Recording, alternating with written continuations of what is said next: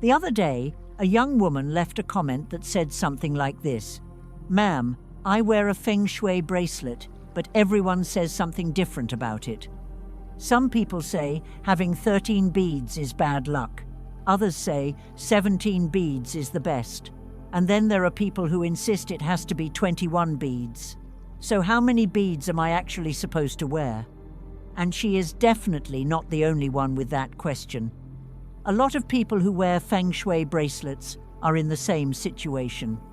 They wear the bracelet on their wrist every single day, but deep down, there is always that tiny question in the back of their minds.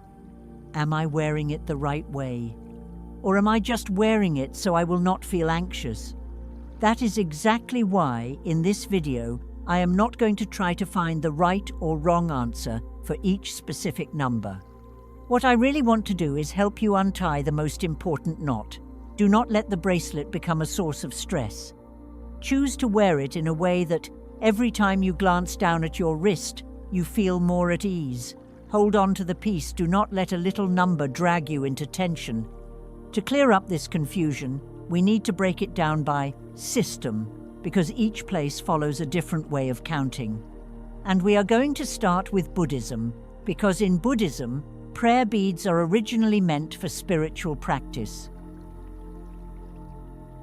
Prayer beads in Buddhism, a number for practice first and good fortune later. In Buddhism, prayer beads are often called mala. They were not created as a tool to bring luck, like you just wear them and your destiny magically changes. Their original purpose is as a tool for spiritual practice. You count each bead as you recite a mantra or a Buddha's name. It helps your mind stop wandering and keeps your focus steady. To put it simply, the beads are like an anchor that brings you back to your practice every time your thoughts begin to scatter. That is why Buddhism often uses numbers that serve a practical standard, and the most common one is 108. Many traditions add a guru bead, a larger bead, to mark the start and end. When you reach it, you stop and reverse direction. You do not need to go past the guru bead. There are different explanations for the number 108, depending on the tradition, but you only need to understand this. 108 is a strong, time-tested structure, so it continues to be used as a rhythm for daily practice. When the beads are turned into bracelets for convenience, few people wear the full 108 because it is too long and bulky. That is where shortened versions come in, and interestingly, they are often factors of 108, like 54, 27, or 18. Wearing 27 or 18 beads is not about being luckier than 21 or 17 beads. It is just a way to keep the spirit of counting practice alive in a form that is compact and easier to carry every day. Here is the key point that reflects the true Buddhist spirit. The number exists to support your spiritual work. If your bracelet simply reminds you every day to speak more gently, be less angry, or act less impulsively, then what you call good luck begins right there. So in Buddhism, the best answer to how many beads are the luckiest is count to practice first, let the heart be at peace, and then everything flows more easily afterward. Buddhism uses beads to keep the rhythm of practice. In Catholicism, prayer beads are directly tied to the Rosary. Each bead corresponds to a specific prayer, and the structure is very clear. Let us now move on to the Catholic beads and their bracelet variations.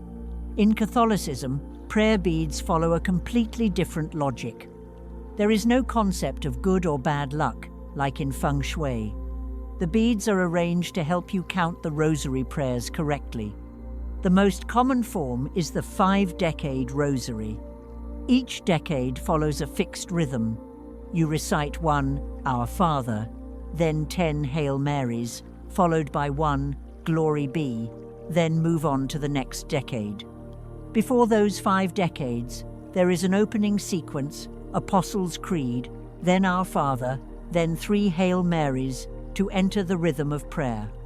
Because of this structure, Many references say that a 5-decade rosary typically has around 59 beads, 53 small ones for Hail Marys and 6 larger ones for Our Fathers. This is the structure of the prayer itself, not a Feng Shui calculation. Wrist or ring rosaries are simply compact versions for daily convenience. Instead of a full-length strand, some people use one with just enough beads for a single decade, around 10 beads for 10 Hail Marys, along with a cross or marker to begin with. So if a Catholic asks, "How many beads should I wear?" the best answer is, choose based on how you want to pray a full 5-decade rosary for a complete prayer session, or a 1-decade version for a quick practice and to build the habit. There is also an interesting detail.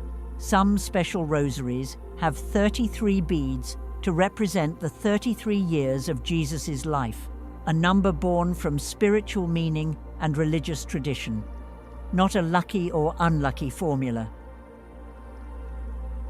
So in both Buddhism and Catholicism, you can clearly see the number of beads follows spiritual purpose and prayer structure, not luck. But outside of religion, in daily life, there is another common way people choose, by traditional Feng Shui. Let us take a look at a few popular methods. The first method is birth, aging, sickness, death. You take the total number of beads and divide it by 4, then look at the remainder. People usually interpret it like this. A remainder of 1 means birth, which is considered good. Remainder 2 is aging, also fine. Remainder 3 is sickness, which people tend to avoid. And if it divides evenly by 4 remainder 0, that lands on death, which many people stay away from. Here are some quick examples. 13 divided by 4 leaves 1, 17 divided by 4 leaves 1, and 21 divided by 4 leaves 1. That is why you often see these numbers being promoted on the market. But 12, 16, 20, or 24 divide evenly by 4, and in Chinese, the word death sounds ominous, so many people avoid those numbers. The second method looks at yin-yang, odd versus even numbers. Some people simply say, odd numbers are yang, even numbers are yin. So if you prefer a sense of energy or vibrancy, you might go for an odd number, just to feel more secure.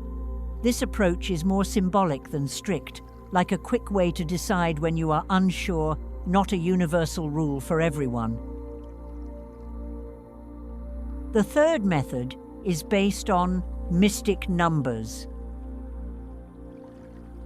This one sounds more calculative. So many people believe in it.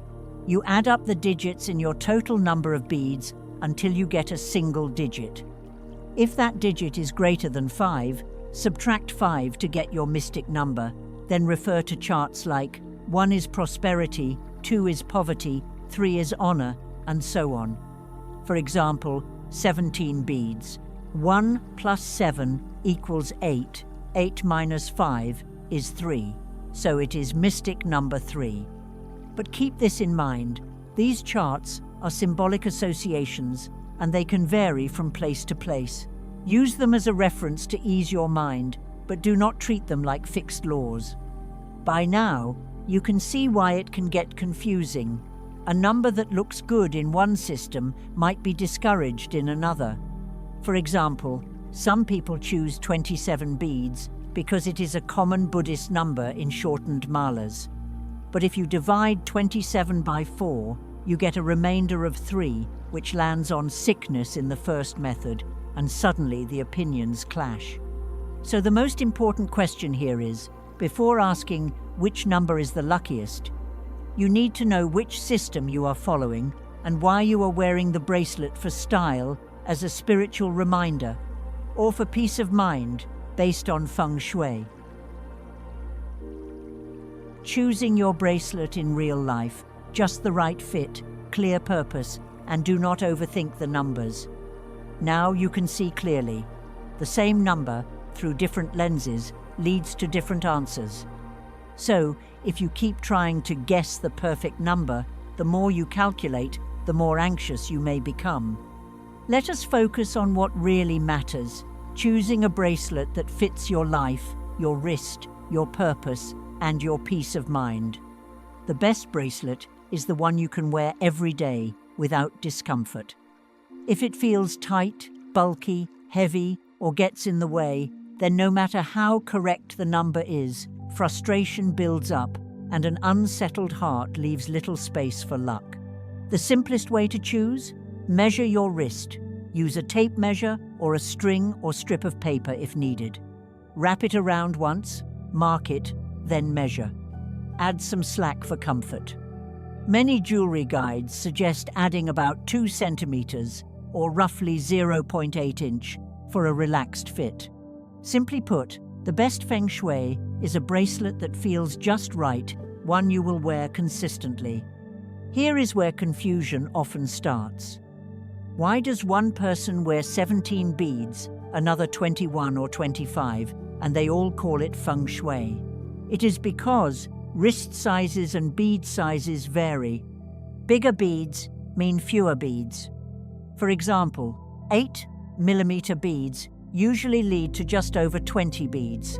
10mm beads give you around 18 to 20, and 2mm beads bring the count to about 15 to 17.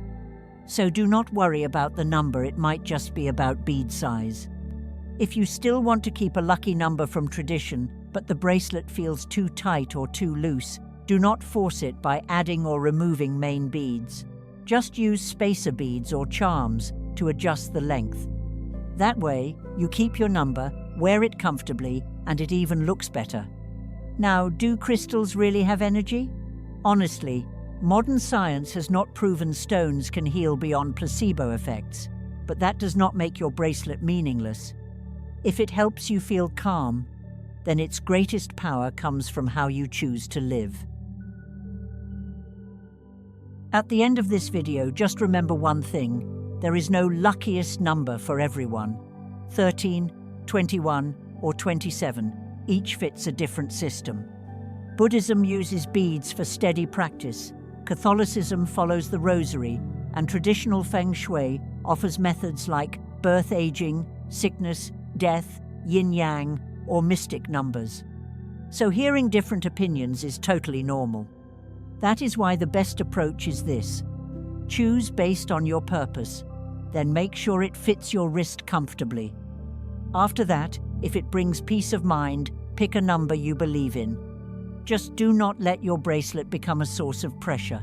A good bracelet is one that makes you feel light, grounded, and reminds you to live calmer, kinder, and more mindfully. When your habits and heart are in a good place, good luck will naturally follow. If you would like, feel free to leave a comment. Let me know which bead number you are considering and approximately how many centimeters your wrist is. I will suggest a bracelet that fits both your wrist and your purpose, so you can wear it with peace of mind.